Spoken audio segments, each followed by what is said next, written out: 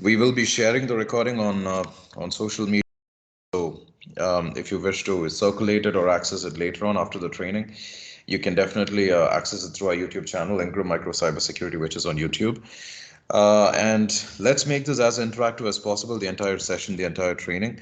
If you have any questions, any comments at any point, feel free to unmute yourself, feel free to speak. If you have any, if you're in a noisy environment, you're not able to speak, just don't worry about it. Use the chat window. The chat feature is available right here. You can type in your questions. I'll be checking periodically for your feedback on the chats as well on any questions that you have. This is it. The session is mostly an awareness oriented training, and these are the topics that we have included for today's training. It's only 90 minutes within which we will try to complete this vast topic of cybersecurity. What we'll do is we will start with a simple context establishment activity where we'll try to identify what are the three pillars of cybersecurity, the three pillars of information security itself, so to speak.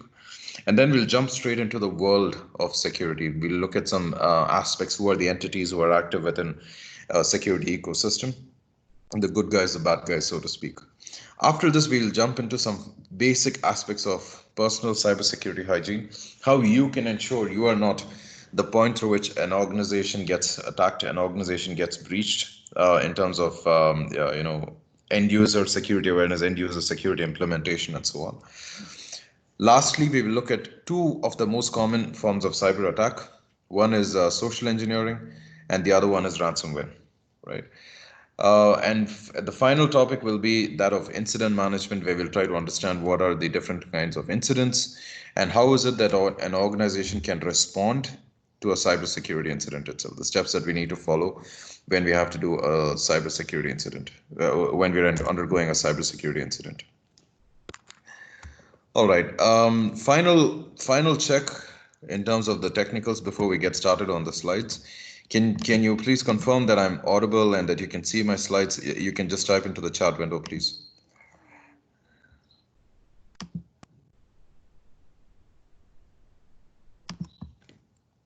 Okay, perfect. Thank you, Caroline, Kailash, Mohammed. Everything's great. Thank you so much. So let's get going into this exciting topic of cybersecurity.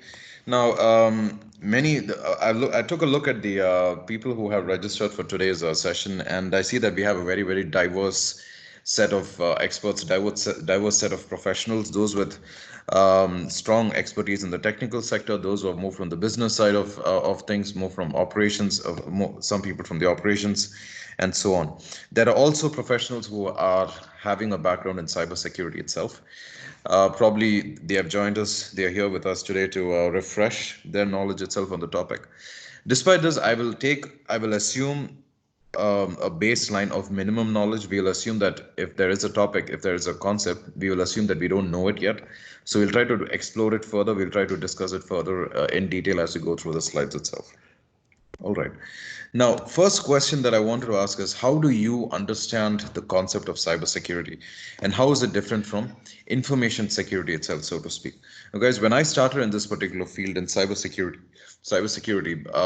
about 10, 12 years back, the rage was all about information security.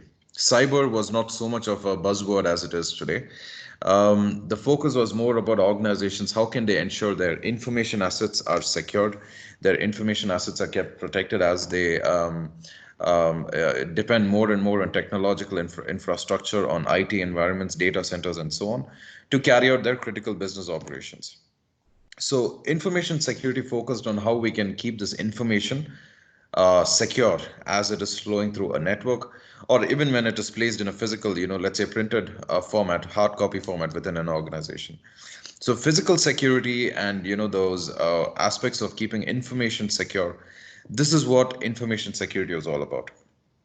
But however, within the last decade, or I will say even just 5 to 7 years, the role of technology on human life, on the lives of individuals, on people like us, the grip that technology has, it has tightened significantly. What this means is we are focusing not only on securing information, but we are actually evolving towards the protection of human life as it relies on technology. Cybersecurity is a bigger field than information security, because We are focused, yes, definitely, we are focused on information as it is flowing through a network, through a digital ecosystem. That is the focal area of cybersecurity. But its objectives are far bigger than that of information security. Information security, we seek to protect information, but in cybersecurity, by protecting that information, we are trying to protect something far bigger, which can even be the protection of human life itself. Let me give you an example. We hear nowadays a lot about industrial control systems, ICS, SCADA systems, and so on, right? So these are environments where we need to concern ourselves with protection of operational equipment of plants of critical, let's say a refinery where oil is being collected and then it's being refined and then it's being shipped out.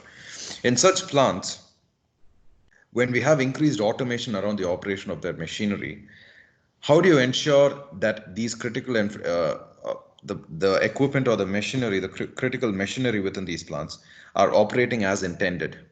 If there is any flaw in their capabilities or performance, the consequences could be disastrous to the extent that even the employees working within the plant, their lives could be hampered.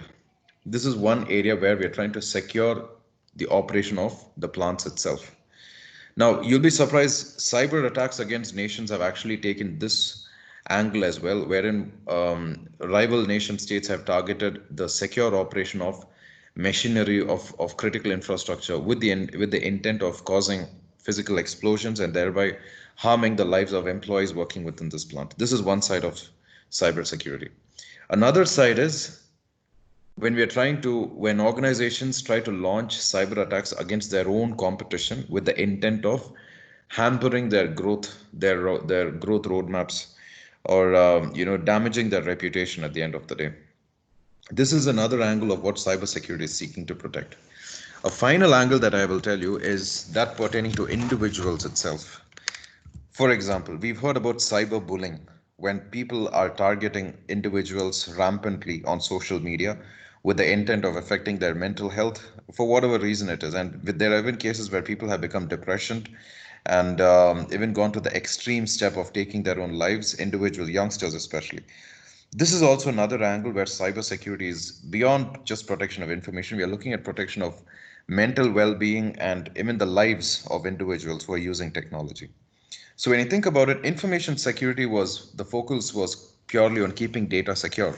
But cybersecurity has a far-reaching objective than information security, because the grip that technology has on our lives, on the operation of organizations, on the well-being of nation states itself, this grip has only tightened, especially within the last 5 to 10 years.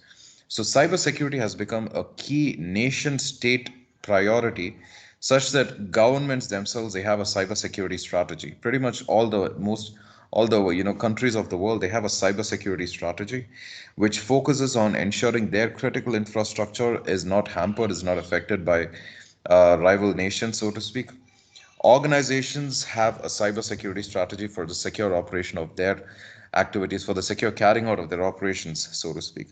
Individuals themselves also have to be aware, both in their personal as well as in their professional lives. They need to be aware of the role that cybersecurity plays in securing their data and when securing their lives and their well-being, right? Who is responsible for cybersecurity in an organization? The fourth question that you see over here. Well, there's two terminologies here: accountability as well as responsibility. You can say the CEO, the CISO, etc., they are accountable for having a security strategy within the organization, but the responsibility lies with you and with me. We are the people who are responsible for securing the ecosystem within which our organizations operate as well as exist, right? And the last question you see here is, how do you respond when you detect a breach? What is the first thing you do? Well, the reason we have this question on the very first slide is because there are some do's and don'ts that all individuals have to perform when they detect a breach within their organizations. Well, the do is, of course, get it reported. Do not investigate it.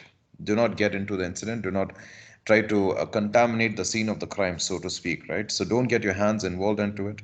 When you detect that there is any symptom of a breach, you need to investigate it. Now, these are exploratory questions which are here on the very first slide, just to set the context for this training. I want you to think about cybersecurity, and I want you to get on the shoes of a cybersecurity professional, so that when you get into that particular mindset, that line of thinking, it'll set the stage for what is to follow as part of this particular training. This is exactly what I wanted to achieve through this slide. Let's move on. Cybersecurity attacks. Well, the world has been the number of cyber attacks that have been proliferating around the world since the last, I'll say, less than 3 to 5 years, has been so massive. Not a day passes by when you don't hear of a cyber attack against an organization. Just yesterday, the latest attack was that against EasyJet, one of these airline operators, and they had suffered a debilitating attack. And of course, the more popular one recently was a Maze ransomware attack, which was up against Cognizant, one of the largest IT service providers in the world. Um, Pretty much every week you hear about some company or the other suffering a massive cybersecurity attack. What you see here is just a simple snapshot. In 2018, when Kareem reported that they were hacked in the region, in 2018, again, September, British Airways, their passengers, if they were unfortunate enough to book a ticket on British Airways website, their credit card details were compromised because the hackers managed to inject a code onto the page where people enter their credit cards, and this code was responsible for stealing the card numbers and sending them over to the hackers themselves. So about 380,000, 400,000 of British Airways customers, they were impacted. Again, in 2018 is when hackers, they tried to cause a petrochemical a blast in a Saudi Arabian petrochemical plant. This is exactly what I was telling you about recently. Saudi Arabia has been targeted excessively from in terms of operation of their oil refineries, their ability to supply oil to the rest of the world. There are enemies and rivals that Saudi Arabia has, who have targeted the operations of these of their infrastructure. In fact, we will see in one of the upcoming slides that UAE and Saudi happen to be the most targeted countries in the world when it comes to cyber attack. The number of cyber attacks that we are fighting off, that we are fending off in the region, is amongst the highest that you will see in the world. There are many reasons for this. We'll talk about it as we go around the training. Facebook was fined £500,000 for the Cambridge Analytica scandal. Well, Cambridge Analytica is very, very interesting. If you have time, next time you're on Netflix, just watch this movie called The Great Hack, which explains exactly what the scandal was all about. Well, if you and I were unfortunate enough to have downloaded this one app, which was developed by a Russian person, his name was Alexander Kugin. He developed an app which was supposed to be a personality test. A lot of people took up this personality test on Facebook, but without their knowledge, this app actually stole their details, their social media posts, their status updates, their photos, and not only this, it didn't take only their data, it also took their friends, everyone in their friends list. Their data was also stolen by this particular app. And this data was sold by Alexander Kugin to a company called Cambridge Analytica. Cambridge Analytica is a data analytics company, it doesn't exist anymore, and they use this information for collating as much as 5,000 data points on every single voter in the US. This information was actually influential in the 2016 US presidential campaign. So Facebook was fined £500,000 for their role in the incident. They actually tried to wash their hands, saying, you know what, we just provide the platform. We are not responsible, we are not accountable for the security of the apps on our platform. Unfortunately, this argument was not something which they could sell. And they had to pay significant fines. £500,000 that you see here is just the tip of the iceberg. They had to depose in front of the parliament in the UK, in front of Congress in the US, as well as a parliament in Singapore. So globally, C-level executives at Facebook were pulled up, and a lot of questioning that they had to go through, fines that they had to cough up as a result of the incident. What do all of these attacks show us? Cybercrime is alive and it's kicking. It's alive and thriving. The demand for cybersecurity professionals, skilled and qualified cybersecurity professionals, this has always been high. It's always been high. And now with the COVID-19 scenario, playing out globally, the activities of cyber criminals have also evolved significantly, and they've increased rampantly, guys. I'll tell you about this. But since this month and last month, we've seen a huge spurt in the number of ransomware attacks, because ransomware attacks, they impersonate themselves as they they penetrate into the victim systems most commonly through phishing emails, and these phishing mails impersonate some schemes or some activities pertaining to COVID-19. We're seeing a lot of organizations in the region who are falling victim to these forms of attacks. We'll talk about these as well as we go down through the slides. So when it comes to cybersecurity, there are three fundamental pillars to security that we should be aware of: confidentiality, integrity, and availability. What is confidentiality? Confidentiality means information is visible only to authorized entities for a definite time period. Simple example, my password should be visible only to myself. Integrity means information is modifiable only by authorized entities. What this means is, for example, if I want to send money to somebody else, I want to send, let's say, 5,000 pounds or 5,000 dirhams, I'm able to show the transaction to authorized individuals, that is those in the bank, because they need to process the transaction. They see that, yes, account number X wants to send 5,000 dirhams to account number Y. They should not be able to modify the details of the transaction. They shouldn't make the 5,000 dirhams. They shouldn't be able to change it to 50,000 dirhams. The account number should not be changeable. The same question is what we need to address when we talk about logs. I should be able to see the logs because I want to investigate a cybersecurity incident. I want to see the CCTV recordings because I need to find out who broke into the ATM machine yesterday. But I should not be able to modify the camera logs, the camera recordings. I should not be able to delete the firewall logs. This means that I am carrying out some illegal activity. This is what integrity is all about. And the last one is availability. When authorized employees or authorized users, they need access to a system, they should be provided with access to the system. Think about Amazon. Think about Amazon.com. Their business is entirely based on the website, the e-commerce website, Amazon.com.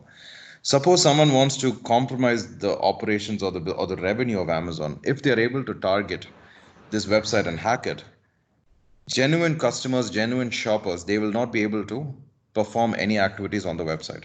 Even if it is down for just 5 minutes, this can translate to millions or maybe billions of dollars of revenue loss for the organization. Similarly, in the airline sector, if I want to target an airline company, if I am able to hamper the servers which control the flow of air traffic at a particular airport, the air traffic control systems, the flights are going to be cancelled or they're going to be delayed. Even if it is just for 1 hour or just 2 hours, it can actually lead to a huge revenue loss for the airline itself. In fact, what I'm telling you, even if it sounds like a science fiction story, it has actually happened. It happened in the case of LOT Airlines, one of the national carriers of Poland. They suffered a debilitating cyber attack where the server which is responsible for controlling and coordinating the flights which are taking off and landing at the airport, this server was targeted, and there was a downtime of as much as 9 hours. And within 9 hours, LOT Airlines, 12 of their flights were delayed and 9 of the flights were cancelled. It led to a loss of at least conservative estimate of $500 million for the company. So this is when you think about cybersecurity, any cyber attack that you see, any news that you hear of that a company has suffered a cyber attack, it's actually a compromise of one of these three pillars: confidentiality, integrity, or availability.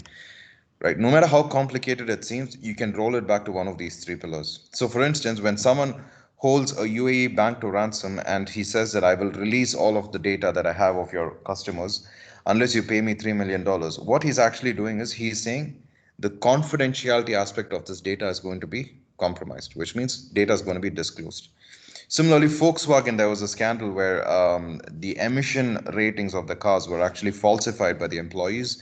And when this came to light, we saw that the actual values of critical data, of critical measurements, were tampered with by the employees in order to show that they are complying with the emission norms of the US. This was a huge scandal, right? Similarly, in terms of availability, British Airways, they suffered another attack where the baggage handling system was actually attacked, and passengers could not track their luggage. It was not on the same flight as themselves. Huge loss again for the airline in terms of reputation, in terms of dollars.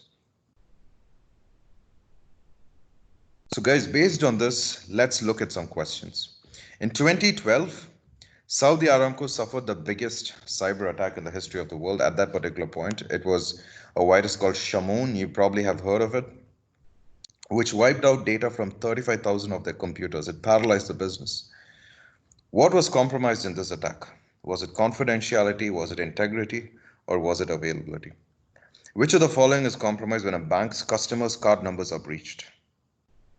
What do you think are the answers? Let's take 30 seconds to invite your responses.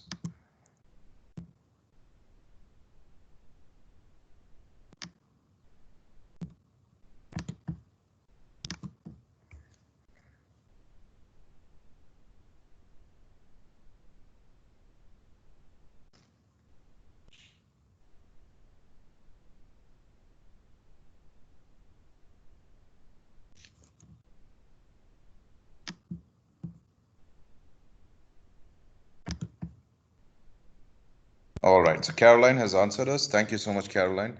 And yes, your answers are correct. In 2012, Saudi Aramco suffered the biggest cyber attack. 35,000 computers were wiped clean, essentially, which means availability of data was compromised, because it's not about confidentiality, it's not about integrity, it's just that employees could not access their computers, as many as 35,000 computers, by the way. As a result of which the business was paralyzed. By the way, it took them 6 months just to get back to business as usual. What is compromised when customers' card numbers are breached? The answer to this is actually confidentiality, Caroline. It's not availability. Because here we're talking about the confidentiality, the card numbers have been breached in the sense someone has had access to these card numbers. People can still use the card numbers for making payment, but it's just that the confidentiality has been breached. Someone else is able to see the card numbers and probably misuse them for their own transactions. All right, let's move on to the next section. Welcome to the world of cybersecurity. Now you have an understanding of the concept of cybersecurity. You have an understanding of the three foundational pillars, which is confidentiality, integrity, and availability. Let's understand the world itself from a cybersecurity perspective. Like I mentioned earlier, the Middle East happens to be one of the most targeted regions in the world when it comes to cyber attacks. There are some really good reasons for this. The first one is the levels of awareness. Many organizations, especially the small, medium enterprises, as well as the, let's say, mid-sector companies, they have low levels of awareness on the need for cybersecurity. Even if they have awareness, the level of implementation that you see over here is not up to the mark. So implementation is another challenge. Legislation is another point. Every different country, specifically from the GCC countries' perspective, we do have laws around cybercrime where we talk about the penalties if someone is found guilty of launching a hacking attempt against another person using a computer. There is a UAE cybercrime law, by the way, but many other countries in the Middle East, they are still lagging in this region, in this particular domain of having laws around cybercrime. The last and most important one is, of course, rewards. There is cash present in the region, and hackers all over the world, they know this. So they do realize that even if it's a small organization that they're targeting, the likelihood of them paying them money, even if it's $500 or $2,000, whatever it is, the likelihood is very high.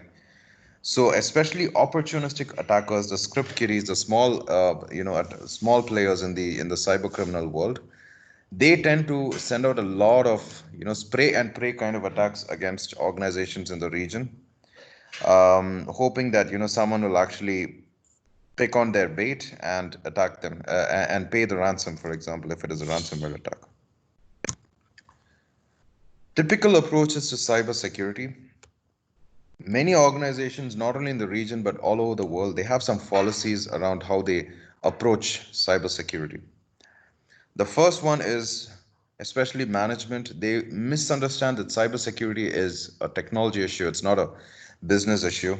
This couldn't be further from the truth. Cybersecurity is more about people than it is about technology, than it is about processes. You need to, first of all, enable your people so that they will follow the best practices of security, and only then can you invest heavily on the best technology security infrastructure that you can for your organization. Another approach or a policy that you will see is we've installed a firewall, we've installed an antivirus, we think we are secure from a cybersecurity perspective. Cybersecurity requires a holistic approach which cuts across multiple domains. The first one, you need to have governance, which is policies being defined, procedures being defined for securing, for managing the security of your environment itself. Without this proper governance framework, security is doomed to fail. Not only that, you can't just say, I have antivirus, I have firewall, I'm secure. No, no, no. You need to have a holistic approach which cuts across your applications, which cuts across incident management frameworks. Physical security is also to be included. You need to have a risk based approach towards your entire organization's environment, your entire ecosystem itself.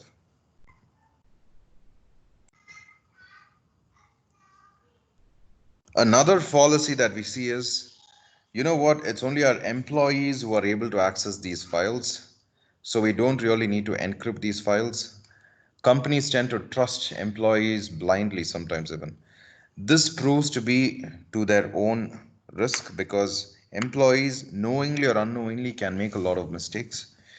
Nowadays, we're talking about employee monitoring. We're also talking about zero trust environments. Depending upon the risk profile of the organization, it is worthwhile considering investing in these technologies as well. Another fallacy that we'll see is our entire security program is managed by this one person, our information risk manager. Well, you know what? This guy resigned or he's gone on vacation. So security is going to take a break till he comes back. One of the biggest mistakes that we have seen, especially the small and medium companies or the mid-sector corporates, we'd say, hire one guy and ask him to write all the policies and the procedures, ask him to manage all the audits from the regulatory bodies, ask him to respond to security incidents whenever there is an incident. When this person goes on a break, on a vacation, or even if he resigns, the organization is left in the dark. Security has taken a break, and this is a huge risk for the organization. We need to have a team, whether it's in-house or outsourced, it doesn't matter, but we need to have a team which cuts across the multiple domains of security to ensure the organization is protected from all fronts against cyber attacks.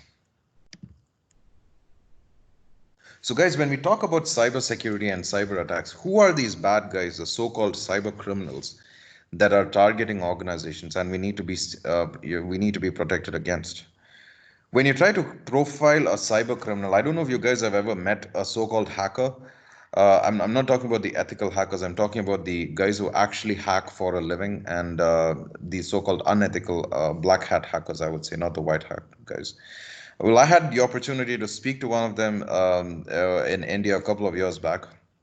He was so typically we would envision when I say hacker that we will think about a guy wearing a hoodie and then sitting behind a laptop and he's proficient in Kali Linux and scripting and all of this. Not necessarily the case. You'll be surprised to know. It really depends on what kind of hacker we are talking about. So this guy that I met, he was involved in doing something called carding. Carding is where you create fake payment cards which are clones of real debit cards or credit cards, and you try to use them in shops at retail places, retail outlets, and they actually work. So this guy was actually specialized in that domain, and he had a real job. He had a proper job, and he was not a criminal or something like this. But he said that he did this as a hobby, just to see where he could test his limits and things like this.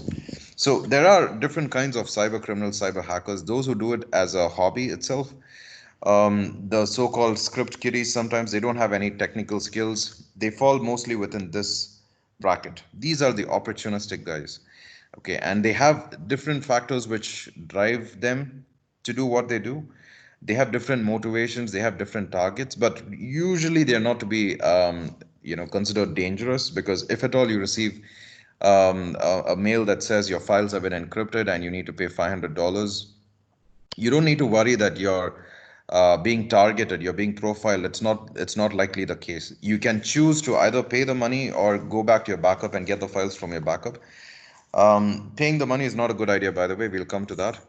But you don't have to worry about whether you've been selected and you've been targeted by this attacker. Most likely, you're just an entry in a list of 10 to 15 companies. This guy, he sprayed the attack against all of these companies, and he's hoping that at least one of them will pay. It's mostly an opportunistic attack. Where we need to be more worried about and more invested in cybersecurity is if you are likely to be a targeted victim who falls on the radar of one of these categories of cyber criminals: nation state hackers, cyber terrorists, or even organized cyber criminal groups. These are very, very qualified, very highly capable and skilled groups of attackers, and they have the skills to bring down even critical national infrastructure of governments, even. So, some of these are sponsored by nation states themselves. And we have the so-called typical list of countries where we see a lot of attacks emanating from these groups.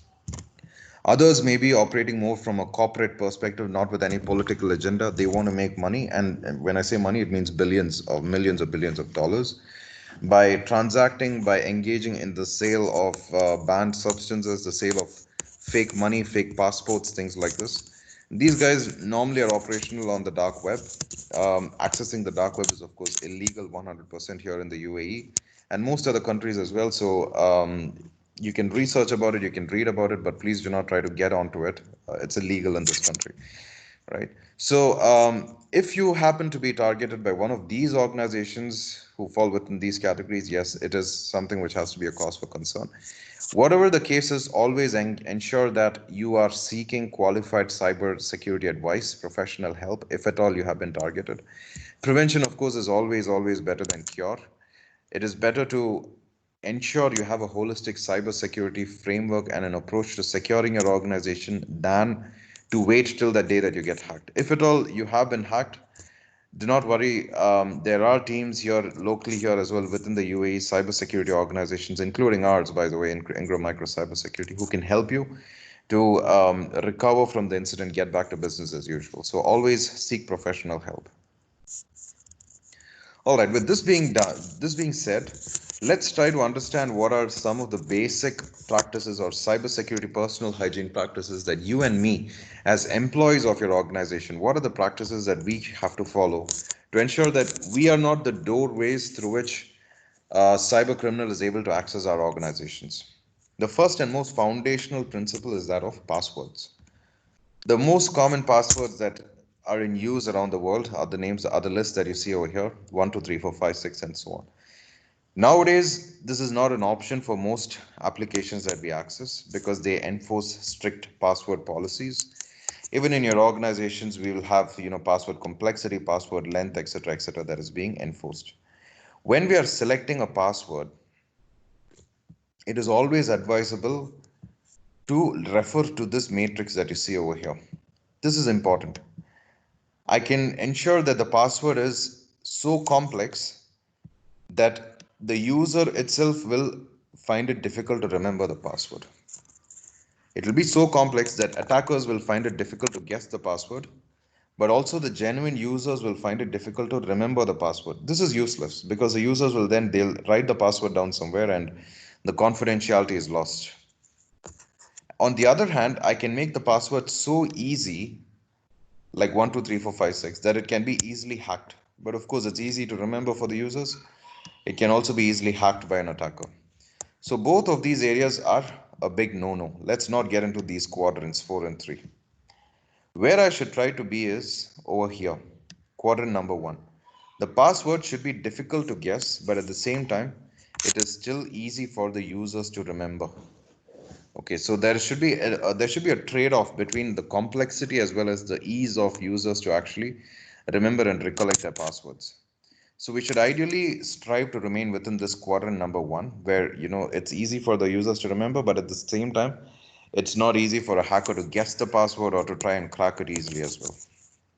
So there should be sufficient randomness, but not so much repeatability, not so much simplicity that an attacker is able to guess it. How do attackers guess your passwords? What are those common, password cracking methods that they use? The first one is what we call electronic monitoring, which is similar to a man-in-the-middle attack. If the attacker is able to listen in on the traffic between the user and the servers which are authenticating them, they might be able to access the passwords, especially if there is a clear text protocol that is being used like FTP or Telnet, right? This is the reason we always insist do not use Telnet for authentication because it's a clear text protocol. There is no encryption whatsoever of the password. You'll have to go for more secure protocols like, for example, SSH, which has encryption by default applied on the password when it is flowing through the authentication link. Another option is when the attacker is able to access the password file itself. So if he's able to access the file where all passwords are stored, for example, if it's a password management system that is being used, or an authentication server, if in the case of a Kerberos authentication system, let's say, he will have access to the passwords themselves. And if passwords are not hashed in the backend, there you go, they are compromised. In fact, you'll be surprised to know for a large part of its history, Facebook, it came to light recently, Facebook was not hashing users' passwords. So if at all, as per bullet point number 2 that you see here, a hacker had access to these password files, he or she, they would have access to the clear text passwords. Hashing is a default requirement in terms of secure storage of passwords. What is hashing? What is salt that we have to add to the passwords? We'll save this for another day. If you have time, please do Google it, please do read about it. It's a one-way function that is carried out on a file. No matter what the input is, the output will always have the same length when you hash a file. So whether the file is a 3 GB movie or it's a 54 KB notepad file, the output will always have the same length when you hash it. And then the other aspect is it's completely irreversible. When you have the output, you can never ever get the input. That is the strength of the hashing function that you're using. It's a one-way function. You cannot reverse engineer it. Another possibility is what we call brute force attacks, where the attacker refers to something called a rainbow table and tries to guess the password through multiple permutations and combinations.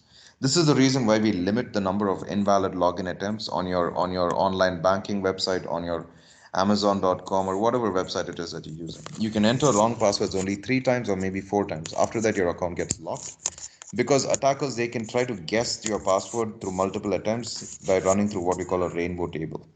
This is also one reason why we insist, as we saw on the previous slide, you need to have a password with sufficient complexity, difficult to guess but easy to remember. The last one is, of course, nowadays this is the most popular form of cyber attack, social engineering, which means an attacker is trying to engineer or manipulate people into revealing their confidential passwords, pins, ATM pins, or one-time passwords which come onto their phones. We'll talk about this when we come to the section on social engineering. There's no technical skill that I need. I just need to be a people person, someone who's able to speak convincingly and charmingly to people, and then get them to reveal personal confidential files like passwords, ATM pins, one-time passwords, etc., etc. Right? We'll talk about this under social engineering. So here are some questions. A software project manager has billed 5 members of his team to a client for a major project, right? Now he later on adds 2 unbilled members and he tells them, guys, let's just share the passwords. I'm your manager and I'm telling you, just share the passwords because I don't want to get new user account, user ID password for the 2 new people. I don't want to admit this to the client. The team is, of course, going to listen to him because he's a project manager. But what are the negative impacts? Now, this is a simple question. It's a long question, but the answer is very simple. There is no better way. He has to admit to the client and get a user ID and password for this 2 new unbilled members. Because if he's going to share the user ID and password, that means authentication is going to be at risk, or I'd say accountability rather is going to be at risk because we don't know who is doing what behind a particular user ID. If Praveen's user ID is being used by Praveen as well as Mr. X, we don't know who is carrying out specific actions. Is it Praveen or is it Mr. X who's carrying out these actions? So accountability is lost the moment we start sharing user IDs and passwords. So he has to admit this to the client and then get a new user ID and password for these 2 new members added to the team. A wisher calls you and claims to be from your company's IT support team. What is a wisher, by the way? Wishing is nothing but voice-based solicitation, voice solicitation, so to speak, of a social engineering attack which is carried out over your phone. This is what wishing is all about. So he asks for your company email ID and your password in order to update their records and so on. What are the risks associated in following his instructions? What is a better solution? Of course, the risk is that you're going to end up giving your confidential details, email ID, and password to a hacker who's trying to manipulate you. So definitely not. What is a better attempt? If at all you receive a call like this, by the way, here in Dubai, we get a lot of such calls from scammers, so to speak, who claim to be from your telecom operator, from your company itself, or they say that they found your ATM card lying on the street with your name and they just want to confirm something from you. We get a lot of these scam calls, by the way. 9 out of 10 cases, you know that this guy is a scammer. You should be able to identify them. But if there's a 1% chance where you feel that maybe it's a genuine caller, maybe you can give them a benefit of doubt. Absolutely, under no circumstances do we give them what they're asking for. We do not divulge any personal information.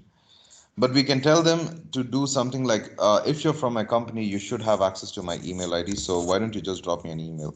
Why don't you refer to the database and send me an email? So if you're who you claim to be, you must have another way to contact me. So contact me through that, and then we'll get in touch. We'll collaborate further through that particular channel or something like this, where you try to verify their identity through further details. If you are whom you claim to be, why don't you send me your ID number or something so I can go back and check that you are whom you claim to be. This is where we need to, push a little bit back and not given to their demands immediately. All right. Another aspect of cybersecurity is securing your endpoint ecosystem. This is what we'll try to understand in this module. Before that, I just want to see where we are in the grand scheme of things. So, from terms of the agenda, we looked at the three pillars of security, especially for those who joined in late. We looked at confidentiality, integrity, as well as availability, the three pillars of security. And then we jumped into the world of cybersecurity, where we looked at typical attitudes to security, and then we looked at the profiles of hackers. Now we're focused more on cybersecurity personal hygiene aspects, where we looked at passwords and we're going to look at right now endpoints. Then we look at data loss or data leakage prevention, which is nothing but DLP. All right, so let's go back to the slide.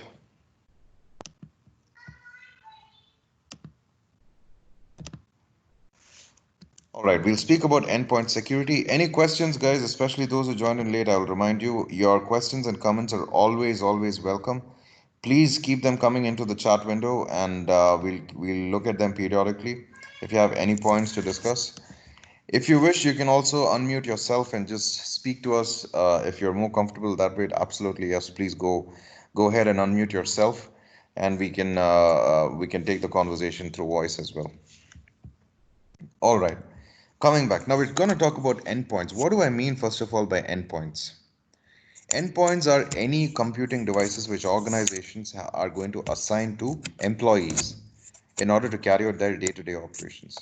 So this can be a desktop, it can be a laptop, it can be a phone or a tablet. All of these devices that are used by end users within the organization are what fall under the scope of endpoints.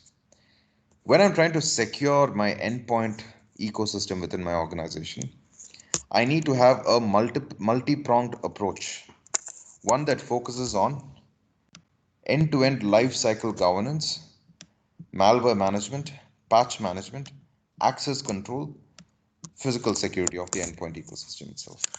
What do I mean by each of these? When I say lifecycle governance, it means from the moment the device is given to me by the manufacturer to the moment it has reached its end of life. I need to have complete visibility, complete governance and control of the life cycle, of the lifetime of this endpoint device. Whether it's a phone, whether it's a laptop or a tablet, it doesn't matter. All right. So this means I should have an updated inventory where I have a list of all the devices, all the endpoints in my company.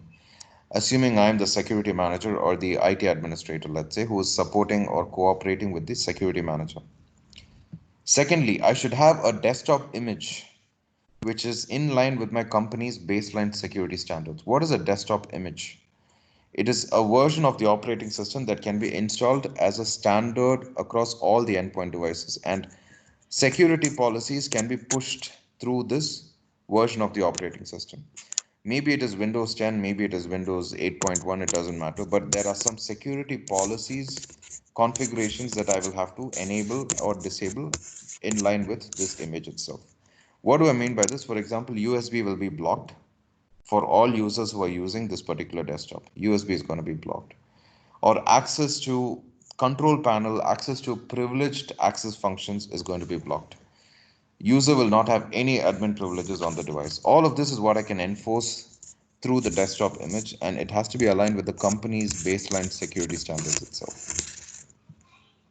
I need to allocate the device securely to the users.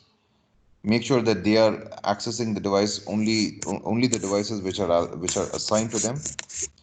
I need to have a monthly compliance audit as well. Every month I will consolidate the inventory, perform a reconciliation activity to ensure that all the devices are included in the inventory, ensure that a security scan, for example, is run across all of these devices, ensure that any gaps identified are fixed, and then, for example, missing patches, any malware updates, anti-malware updates that were given, I need to ensure that those were addressed. Any requests for white labeling of URLs, of opening up USB ports, etc., all of these are also reconciled.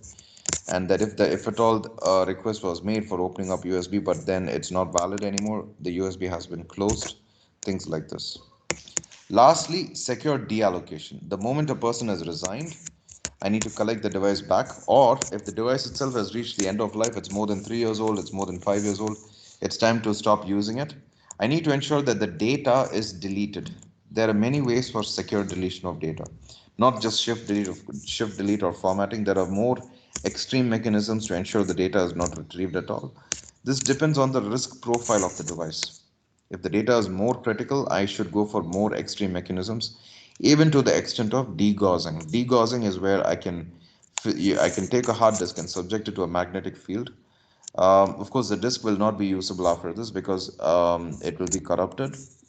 But the advantage is all the data is 100% irretrievable after a degaussing activity. If I want to reuse the device, then if I want to reuse the hard disk, I can go for other mechanisms like clearing and purging and so on, where I will ensure that I'm pushing or deleting multiple times, or multiple times pushing in ones and zeros into the boot sectors, into the disk sectors, such that the original data can never be retrieved on top of the ones and zeros that I deliberately keep pushing into the sectors of the disk.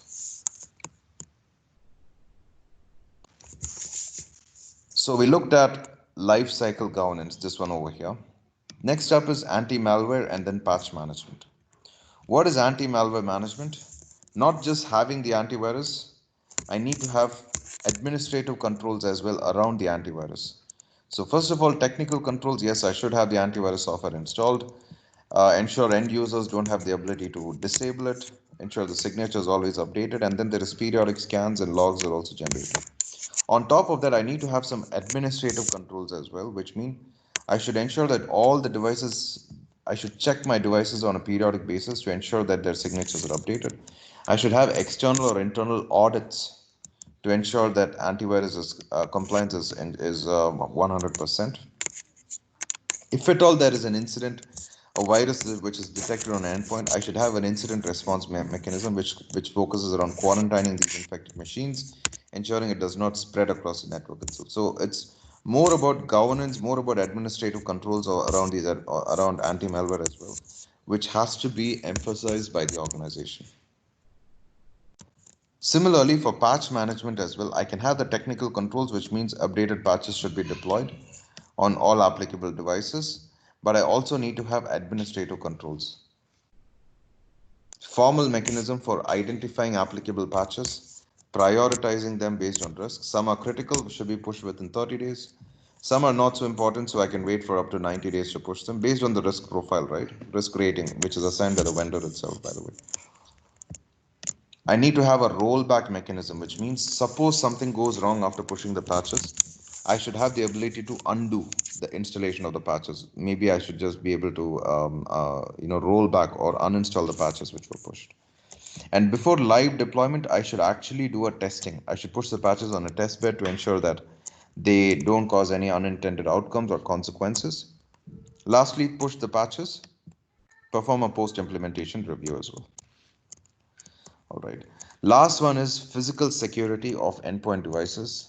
We always hear a lot of news stories rather, sorry, about employees who have lost laptops containing 60,000 customer confidential details, employees who have lost USB sticks, and so on. I see a lot of these being reported, especially in Europe, where people forget their laptops in a taxi, or they lost it outside the airport, things like this. Physical security is extremely important around endpoint devices because we are trusting them with our employees, and this is the responsibility of the employee themselves to protect the devices, no matter where they are traveling or where they are carrying these devices. Laptops should be locked. Press the Windows L button to lock it. So if you're not standing near it, somebody else doesn't come and misuse it. Use cable lock devices. Cable locks can be used to physically secure your laptops and ensure that nobody can, carry them away and run away with them. Encrypt the hard drive. So even if your laptop is stolen, the contents are encrypted. They cannot be accessed. Have some remote wiping software installed on your laptop or your mobile device as well. So even if it is stolen, you can remotely format it. And then for companies that allow bring your own device, formal policies around theft, loss of employees' laptops, employees' phones, etc., which can contain company sensitive information. We have MDM applications these days, mobile device management devices. MDM is one of the best ways in which you can govern and secure mobile devices that your employees are bringing to the organization, tablets, etc. If at all the employee has lost it, you can have remote wiping policies. You can also enforce things like, and PIN has to be mandated before the employee unlocks the phone. Things like basic security controls to secure the data of the organization, which is available on the employee's device itself. Some questions. What is the difference between on-access and on-demand scanning? On-access scanning is when employees don't have any control on the scan. It is a scheduled scan, and it can be scheduled to happen on a daily basis, once every 2 days, once a week, but ideally it should happen at least once a day. On-demand scan, on the other hand, is when employees can control and say, I want to scan my laptop now because I have a feeling that I might be infected. I visited some not so trusty website and I have a feeling I might be infected. So I want to scan my device right now. Would you recommend installing multiple antivirus devices or antivirus solutions on the same device? The answer to this question is no, because quite often the antivirus solutions, they end up competing with each other. They don't recognize each other as for what they do, so might see each other as a threat, and will and sometimes hamper the efficient carrying out of their duties. Can OS patches be pushed onto your laptop even when you're not connected to your company network? Especially now, since all of us are working remotely, you would have noticed it is still possible for Windows patches to be pushed to your laptop, even though you're not there on your company LAN. This is from the older days, I'll say about 5 years back, when you mandatorily had to bring your laptop to the office, plug it into the LAN cable of your company network, only then the patches would be pushed. This is not the case anymore. We even have OTA updates, by the over the air updates, which vendors are pushing nowadays for your mobile devices. The same way for your laptops, for your desktops. You don't necessarily have to be on your company network. You can connect to the public internet and still receive your patches. What are some challenges in getting 100% compliance? This is a challenge. This is a challenge. This is a challenge. All of these are valid points, except I'd say for the last point. I'm sorry, the last point is not a challenge. In almost all cases, vendors are very active in pushing out the patches. It is up to us as customers of these vendors to ensure the patches are downloaded and are actually pushed in a timely manner. The next domain is data loss or data leakage prevention. Now, first question I want to ask ourselves is, what is the difference between data loss and data leakage prevention? If you have any answers, you're welcome to type them into the chat window. What is the difference between data loss and data leakage prevention? We will talk about it as we go down the slides. But what is the purpose of DLP? Any organization has something that is called a trusted environment. So for example, in your company or my company, organizational data is allowed to exist on the company's network, on the employees' devices, and maybe it can be shared with partners, with customers, with service providers, and so on. Whatever the case may be, every organization has a so-called trusted perimeter or trusted environment within which organizational data can exist. And it can exist in any state, maybe at rest, maybe at motion, maybe in rest. Sorry, maybe being used, maybe being processed. It doesn't matter. The moment the data is exfiltrated from this trusted perimeter, we have a data loss or a data leakage incident. The intent of DLP is to ensure that this does not happen. Data is always lying or existing within this trusted environment or trusted perimeter of the organization itself. This is the purpose of DLP. Data can be leaked through multiple channels: USB, Bluetooth, even printed documents can be stolen. Email, of course, is the most popular channel. Even the internet, FTP or HTTP, so to speak. People can upload files onto third-party websites, knowingly or unknowingly. Employees, for example, I just want to convert a PDF document to a Word format. I'll just go online and search for online PDF to Word converter, and I'll upload the file over there. This might be a confidential file, especially right now. We're talking about remote working environments. People are connected through their home internet connections, and there is no filtration, so to speak, at the perimeter gateway level, internet gateway level of the organization. There is no visibility, there is no blocking. So people can upload proposals, confidential files, trade secrets onto these third-party websites just to convert from PDF to Word. It's a genuine reason, but it's just that the means are not justifying the ends. So multiple data leakage channels exist. A DLP solution has to be deployed at each of these levels. DLP should be applied at the endpoint level, which means at the laptop, so that if someone is trying to plug in a USB on your laptop and trying to steal data, it will be blocked. DLP can also be applied at the data level itself, which means encrypt it, so that even if the data is lost, it is still protected because you don't have the decryption key. At the network level, on your company's internet gateway, on your company's email gateway, ensure you have a DLP tool which is installed so that it is monitoring what are employees sending out onto the internet, what files are they emailing outside of the company's email IDs itself, email domain. So if someone is trying to send files onto their Gmail IDs, especially the cases of employees who are on their notice period, this is a critical scenario. I'm on notice period and I'm trying to steal files so I can use it in my next company. Very, very common scenario, but it's, of course, it is theft of company data. This can be caught if you have a DLP at the email gateway level itself. Okay. Last one is, of course, physical level, wherein you have CCTVs and others monitoring employees, and even shredders next to your printers. So if at all someone is printing of sensitive file, ensure that they put it into the shredder when they don't need it anymore.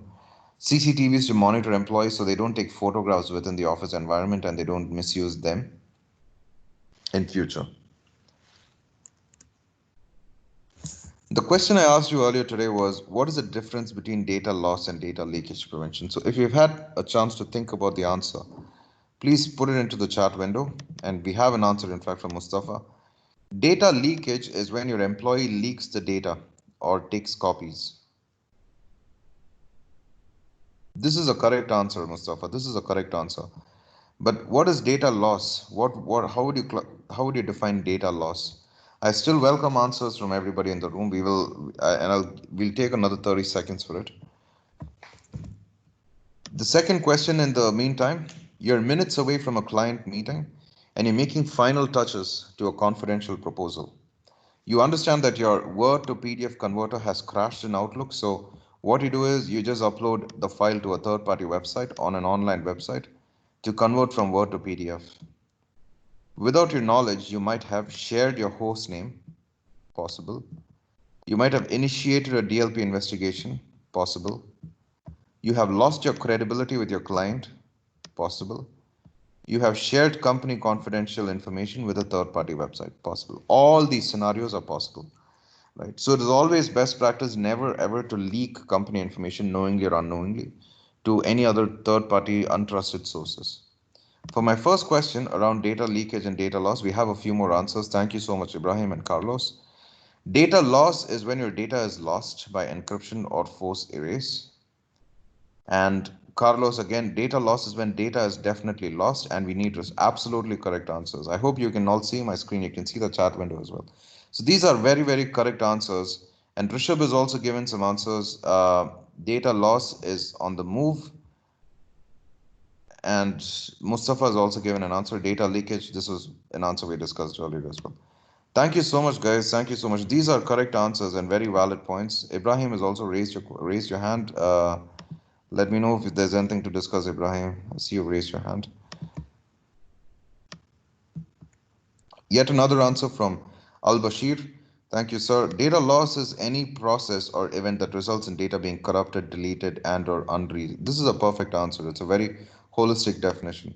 So very, very good answers from everyone. Thank you so much, guys. I really appreciate it. And you are correct, in fact. Data loss is when your data is lost because you don't have access to it anymore. What this means is, if you remember those three pillars that we spoke of, confidentiality, integrity, and availability, the three pillars, availability is being hit. That is a data loss incident, right? Data leakage is when confidentiality is being hit. This again is where you mentioned correctly. The confidentiality of data. Someone has leaked my data to unauthorized eyes. A person who is not allowed to see passwords, he is now able to see the passwords. So that is when data has been leaked. I can still use the passwords, but it's just that the wrong eyes have now fallen on it. That is data leakage. Data loss is when I've lost a file which contains all the sensitive details about my customers. I don't know how to contact my customers anymore because I've lost their details. This is data loss. A ransomware incident is, of course, a data loss incident, more than a data leakage incident. Thank you so much. We'll jump now to the next domain, which is social engineering. Now, when I was describing social engineering, I mentioned a terminology. I told you the objective is manipulation of people. A social engineer is someone who is, he or she, they don't need to have technical skills, but rather they have very, very strong people skills, which they use to their advantage to manipulate people. This individual that you see over here, this is Kevin Mitnick, one of the most famous hackers in the world. In fact, this photo is from the 90s. He looks a lot different now, but he was here in the UAE last year. He was a keynote speaker at JISEC in 2019. In fact, I was one of the lucky few who happened to see him and shake hands with him and so on. But he's one of the most popular hackers in the world. Why was he popular? Now, back in the 90s, this individual, he shot to fame because he was able to hack into the largest telecom operators in the US. And his specialty was, it was not something about specialized coding or scripts that he used to bring down the networks. Rather, he used his wit, he used his charm and his ability to communicate with people and convince them into giving out confidential files, giving him access to sensitive parts of the network, making changes to the network without being authorized to do so, bypassing processes, things like this. He was able to convince employees of telecommunications organizations to do these activities by simply speaking to them. Think about it. Think about a scenario where you're walking in your office and then someone comes and tells you very innocently, hey, you know what? I need to access this floor, but my access card is not working. Can you please just swipe and let me in? 9 out of 10 cases, you are going to tell them, yes, of course, I'm happy to help you. I'm a good human being and I want to help you. This is what we would do. We trust people, and this is a human nature. We trust individuals, and if there's someone who needs some help, we are willing to actually help them because we don't want to feel bad that we didn't help somebody. This is human nature. Nothing wrong with it, except from a cyber security perspective, it can prove disastrous, especially if you're not able to see the individual who is asking you to do something because he's on a phone with you or he sent you an email. Never trust them. By default, do not trust them. You can have the best firewalls, IDS, and other technical infrastructure, but if your people are not enabled, if an attacker can call a trusted person within the company, that's all he needs. All the money that the company spent on technology is wasted. From a security perspective, especially if your organization deals with critical infrastructure, with critical data, employees should be trained not to trust. By default, do not trust. Trust is not a good thing from a security perspective. right? So social engineering can take on multiple formats, multiple forms. Maybe a physical activity of tailgating, which is what I just mentioned to you right now. Someone is coming in and telling you, hey, Praveen, please, can you just swipe and open this door for me because I need to access the data center. My access card is not working or I forgot it at home. Maybe I don't even know the guy, but I'm willing to trust him and I'm willing to let him in, right? This is 9 out of 10. This is the way we would behave. Another possibility is the remaining scenarios are where we can't see the person because they are sending you an SMS smishing, or they've sent you an email phishing, or they have called you, which is voice-based solicitation, wishing, voice-based phishing, I'd say. All right. Most of these mechanisms or social engineering attempts, they have some common traits. Phishing emails might most likely have a generic salutation which says, "Dear Mr. Customer, dear XYZ," so on. Because they are sending these emails to a large number of people, to a large audience, the spray and pray approach that I mentioned earlier.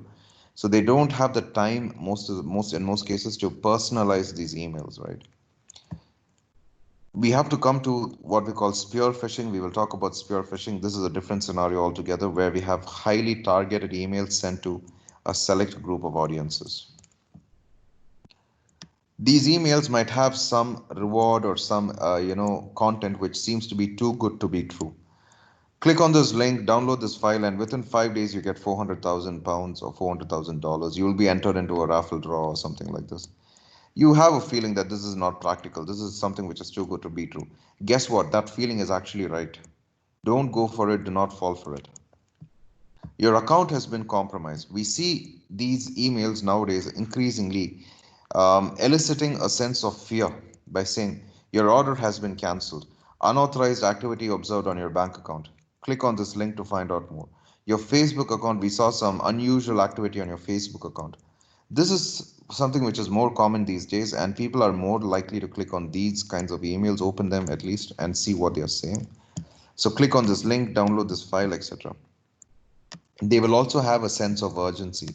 If you do not respond within 24 hours, we're going to deactivate your account. We're going to delete your details. We're going to send the money out from your account. The transfer is going to be completed if you do not respond to us within 24 hours. Things like this, So they will bring about a sense of urgency. So we feel like if we don't respond, we're going to suffer some kind of loss.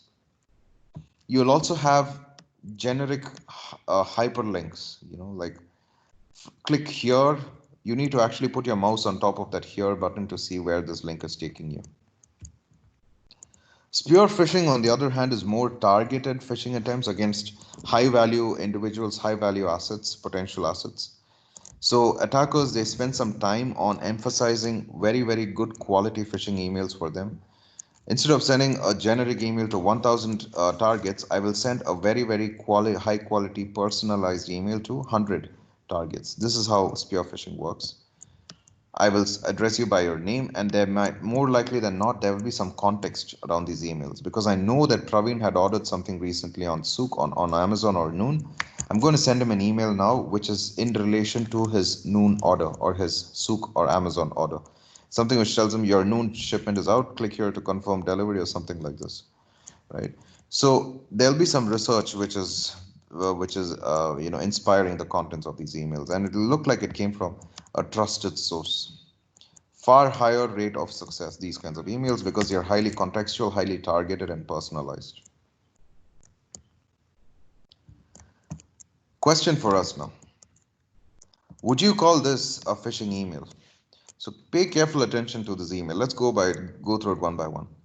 We have a from ID which is customercare@safeco.com. Maybe it's true, I don't know. Sent on this date. Sent to your Gmail ID. Subject seems a little scary. Your order has been cancelled. Now let's go into the mail. Dear user, it's a generic salutation. It's not first name, it's not last name, it's a generic salutation. Your order has been cancelled. To claim a refund on your order worth $1,349, click here. When I keep the mouse on top of this here, I see that it's installing some adware.exe file, which doesn't look very trustworthy to me. Please read the attached file for the itemized contents of your order. Always at your service. Thank you, customer care.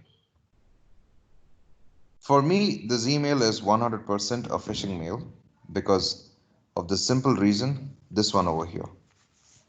I know that when I click here, I'm going to install some shady looking software on my laptop, which is not at all what I want to do.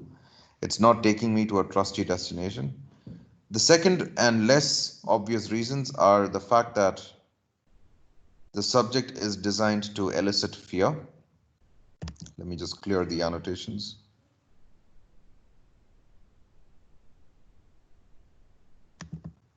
You can see it highlighted here in red. The content of the email is designed to inspire you to click on this link. The subject is designed to elicit some fear in the mind, and we will definitely open the email. When you get an email that says your order has been cancelled, you are going to open that email for sure. The from ID, maybe you know it, maybe you don't know it, right? And the most important one was this link over here. When you click on it, you see that it's installing some untrusted software. So absolutely yes, this is a phishing email, guys. The next domain that we need to address today is ransomware. Guys, what is ransomware? Before I come to this slide, the business model of ransomware, the idea is very simple. It's a very nice or clever trick. In fact, I will encrypt your files, which can be of varying levels of importance to you. If you want to get your files back, I will give you the keys to decrypt the files. But here's what you need to do: you need to pay me money. This is a simple philosophy around ransomware, and it is actually proven very successful, a very lucrative business model for cyber criminals. It's in fact one of the most popular forms of cybercrime because it is instant monetization. If you are a victim of a ransomware attack, bear in mind that paying them is not going to be the answer to your problems. This year alone, I personally have been involved in investigating two major ransomware attacks that organizations in the country faced, and 10 other minor ransomware attacks. Right? So, ransomware in this country, in the UAE, as well as across the region, it is one of the most popular, one of the biggest problems that organizations are facing. If at all you have been hit or your customer has been hit for whatever reason, do not negotiate with them under any circumstances. Do not reply to their emails. Do not, under any circumstances, start initiating a payment of the money that they're asking you for. Please engage professional help. If you have an in-house cybersecurity team, engage them at once, or if not, talk to professional cybersecurity firms. We ourselves can help you in this case. We are specializing in this, by the way. Um, we will initiate the negotiation with the ransomware, with the attackers, right? So if at all there has to be any form of negotiation, it has to be done through professional means. Your lawyer should be involved as well, so that you need to have a legal angle as well to it involved. You might have to include Dubai police as well, so depends on the scenario. So do not under any circumstances start negotiating by yourselves unless you have taken all the due diligence measures and included the respective stakeholders from the legal and the law enforcement perspectives. A ransomware attack is one where a hacker encrypts your files and then demands cash to get your files back. It's a very personal form of cyber extortion. Ransomware phishing, by the way, is one of the most common ways in which a ransomware attack is being spread or enters into your company's network. One of your employees clicks on a phishing mail, which we just saw, by the way, how these mails look, and a ransomware is able to install, access your files, and then start encrypting the files. Typically, attackers, they prefer to receive payments through bitcoins because you're not able to track them if you're paying to their Bitcoin ID into their Bitcoin wallets. We spoke about this at our one of our earlier trainings, I think last week or the week before last, where we spoke about how cryptocurrencies are the preferred choice when it comes to payment for cyber criminals. They prefer to receive payments through cryptocurrencies because it maintains their anonymity and it's impossible to track them. It's impossible to reverse the payments as well once you paid them. These two screens represent two of the most widespread forms of ransomware attacks that the world witnessed. The first one is WannaCry. You might have heard about it in 2017, May, just exactly 3 years back. WannaCry ransomware spread across the world and affected more than 230,000 computers around the world, 150 countries around the world. And just last year, it came to light that the attack originated from North Korea, and certain individuals, certain groups were actually indicted, were arrested by U.S. lawmakers in relation with this particular crime of WannaCry. If you look at the screen, it's interesting. It tells you that you can decrypt some of your files for free. Try now. But if you want to decrypt all your files, you need to pay us. We have only 3 days within which you need to pay me. And there is a Bitcoin ID as well. You need to click over here to pay him with Bitcoins. If you don't pay within 7 days, your files are gone forever. You remember those things we spoke about, sense of urgency? This is exactly what it is in action. You see it over here. You don't pay us in 7 days. They don't give us time to think. They don't give us time to include the stakeholders, etc. Another one here is Petya. You see the Bitcoin ID, the Bitcoin wallet ID over here. You need to pay us over here on this particular ID. And anybody can actually, I'm sorry, the ID is right here. And anybody can access this ID and see how much has been paid to these guys on this ID. It's just that we don't know who the people are. We can see the balance, or the Bitcoin balance of this particular ID, but you don't know who these people are. Petya was a more serious form of attack because it encrypted the masterboard record, the MBR itself, which meant the computer itself the hardware itself was rendered useless. You couldn't boot the device, and you couldn't use it for any other purpose.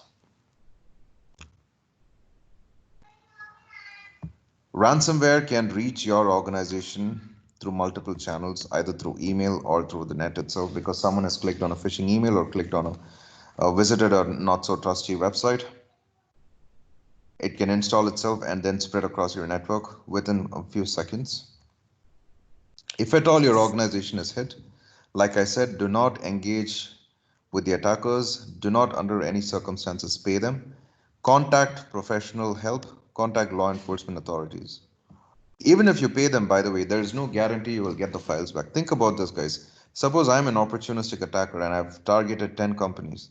Only one guy has paid me. He has offered to pay me, I would say. Now, I have a monthly target. I have a target or a revenue target that I need to achieve. Out of 10 people, only one guy is paying me. Now, I'll need to keep on preying on this one guy and force him to pay more and more money so that I can meet my target. Right? So even if you pay him, he is less likely to help you. Rather, he's going to now be motivated by the fact that you paid him, and then he will try to get more and more money out of you. It's not a good idea to pay under any circumstances. And the other bad news that I have as well is in the world of ransomware. I'll say almost 10 out of 10 cases, it is impossible to decrypt the files without the keys. Okay, we cannot reverse engineer the encryption that has been applied on the files, because the attackers, they very easily and very cheaply, they have access to very strong encryption tools. These are available at very low prices, or even for free, by the way, for attackers. So it is almost impossible for us to decrypt the files. So if your files have fallen victim to a ransomware attack, rest assured they are gone. Okay, so if we have backup, we can get it back from there. If not, it is almost 10 out of 10 cases, it is difficult or impossible for us to decrypt the files without the keys. Another news for you as well is I mentioned briefly about the dark web. Many attackers, they have no technical knowledge around ransomware. They have no technical expertise. Rather, what they do is they get on the dark web and they pay and subscribe to crimeware as a service kits. There are these ransomware toolkits, web-based platforms where they create an account and then they have access to some of the most sophisticated tools out there for launching ransomware attacks. So when they target 10 companies, if at all one of them pays, they will pay a small percentage of this to the service provider, the crimeware as a service provider. Right? And this is another way in which this business model works. So it's very organized, very scalable, very well thought out, and a lot of people who are operating behind this. So if at all you happen to have fallen victim to this, please get professional help and always contact law enforcement. Your lawyer has to be involved. You might have to also include Dubai police depending on the case as well. Which of the following is your best bet against ransomware? The answer is straightforward. It is data backups. Prevention is always better than cure in the case of ransomware. it's always better to have data backups in place, because if at all tomorrow you are a victim, you can fall back on the data backups. My files are already encrypted. Can I still be affected by ransomware? Yes, the ransomware will encrypt the encrypted files. Okay, the only advantage is the attacker cannot read your files because you already encrypted them. But what if the files are read-only? Can I still be infected? Yes, the ransomware will encrypt the files. No, it will not work in this scenario. Yes, only if the attacker has the ability to escalate privileges and modify the read-write permissions. So this is a more interesting scenario. The files are read-only. Can he encrypt the files? As long as he has the ability to modify that read-only permission, then he can encrypt it. If not, he might not be able to encrypt the files.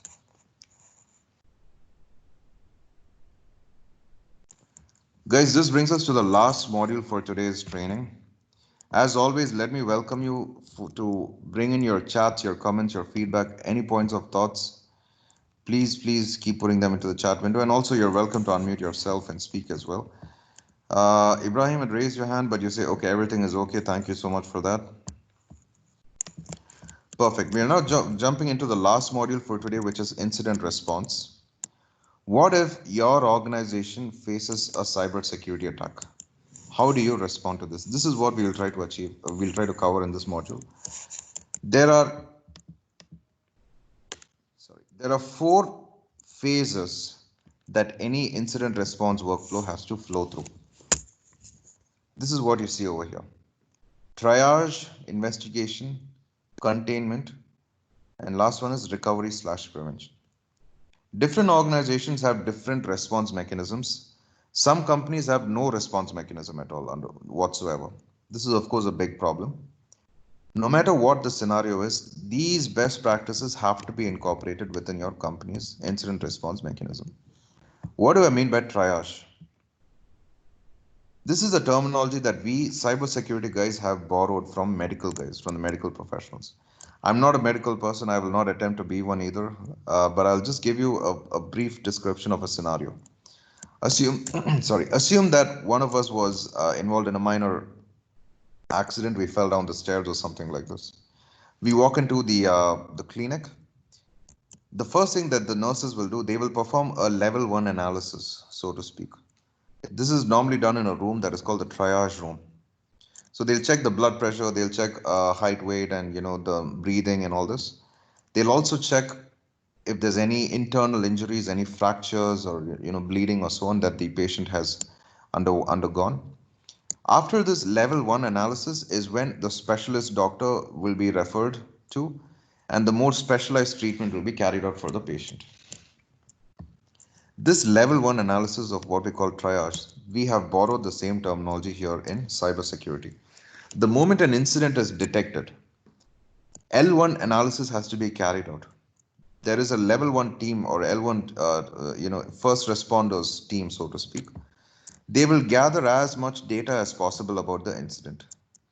All the aspects of the incident, they will gather it. Who is the affected? Who reported this incident? How was it detected? What are the affected systems?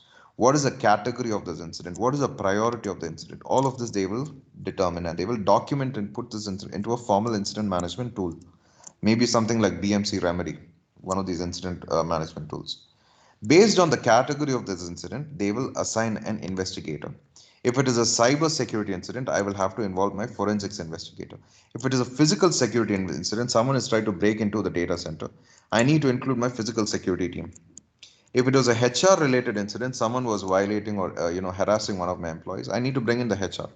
So depending upon the category, I will assign the investigator. Next step, the investigator will carry out a formal and systematic investigation which aims at identifying the root cause of this incident. Why did this incident happen? Did someone click on a phishing mail? Did an employee deliberately go and plug in a USB stick which had malware did he plug it into the network? Or was it an accidental click off a particular phishing link by the employees? Did an external person, impersonate somebody, and did he access our data center? Whatever the cases, root cause has to be identified. This is the job of this formal investigator. Along the way, he will also carry out quarantining of the affected systems. collection of forensic evidence, maintenance of chain of custody, and so on, so that it can be presented in a legal court of the law if at all it is required in future. Damage control also has to be done. How do you ensure the incident does not spread? We have already seen 10 servers are infected and 20 computers endpoints are affected. How do you ensure that the number does not get bigger? Maybe we'll have to unplug these devices. Maybe we'll have to contact formal cybersecurity investigation team, use their tools to monitor the network, whatever the case is. If at all it is a HR incident, what are the penalties associated? Maybe the employee has to be fired, maybe he has to be sent on indefinite leave without any pay, whatever the case is. Lastly, how do you restore normal operations? Okay, so we need to ensure the same incident does not happen again, especially DLP incidents, for example. It's very difficult to prevent their recurrence, but they still happen. What are the steps, what are the additional controls we need to invest in to ensure the same incident does not happen again? Right, and restoring of operations. These are the key steps in the incident response workflow. Simple questions, guys. What are the main reasons incident response mechanisms fail? Lack of senior management support, lack of procedures, delay in coordination, there is no channel for reporting the incidents. All of these are good reasons for a response mechanism to fail. But the most important one would be point number one, senior management. Without senior management buy-in, not only incident management, but any cybersecurity initiative is doomed to fail.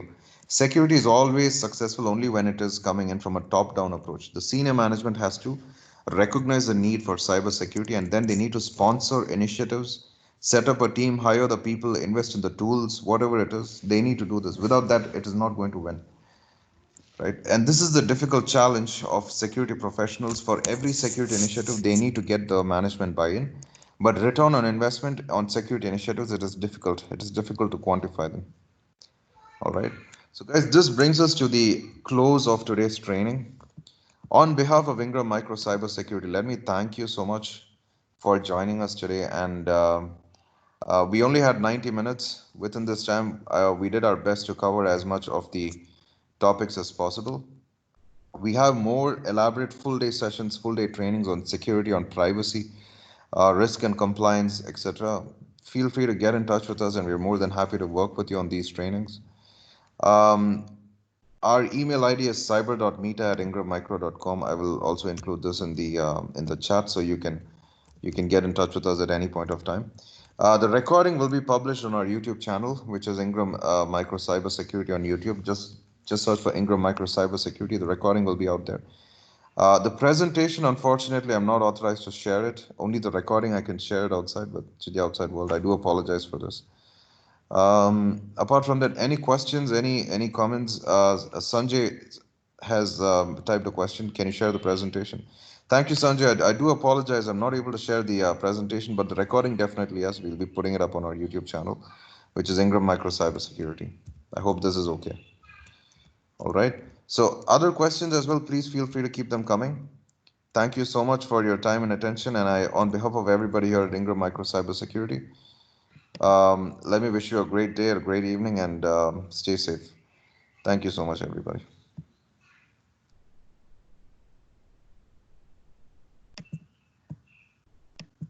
Thanks. Bye bye. Thank you.